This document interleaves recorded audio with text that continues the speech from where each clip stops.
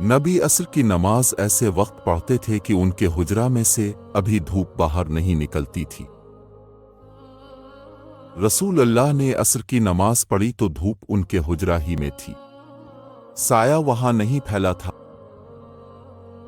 نبی کریم جب عصر کی نماز پڑھتے تو سورج ابھی میرے حجرے میں جھانکتا رہتا تھا، ابھی سایہ نہ پھیلا ہوتا تھا۔ ابو عبداللہ امام بخاری کہتے ہیں کہ امام مالک اور یحییٰ بن سعید، شعیب رحمۃ اللہ مہم اللہ اور ابن ابی حفصہ کے روایتوں میں ظہری سے والشمس قبل اتزر کے الفاظ ہیں، جن کا مطلب یہ ہے کہ دھوپ ابھی اوپر نہ چڑھی ہوتی۔ میں اور میرے باپ ابو برزے اسلمی رضی اللہ عنہ کی خدمت میں حاضر ہوئے۔ ان سے میرے والد نے پوچھا کہ نبی کریم فرض نمازیں کن وقتوں میں پڑھتے تھے؟ انہوں نے فرمایا کہ دوپہر کی نماز جسے تم پہلی نماز کہتے ہو سورج ڈھلنے کے بعد پڑھتے تھے،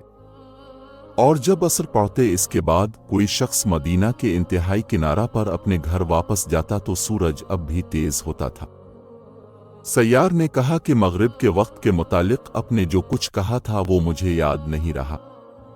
اور عشاء کی نماز جسے تم اتمید کہتے ہو اس میں دیر کو پسند فرماتے تھے، اور اس سے پہلے سونے کو اور اس کے بعد بات چیت کرنے کو ناپسند فرماتے، اور صبح کی نماز سے اس وقت فارغ ہو جاتے جب آدمی اپنے قریب بیٹھے ہوئے دوسرے شخص کو پہچان سکتا، اور صبح کی نماز میں اب 60 سے 100 تک آیتیں پڑھا کرتے تھے۔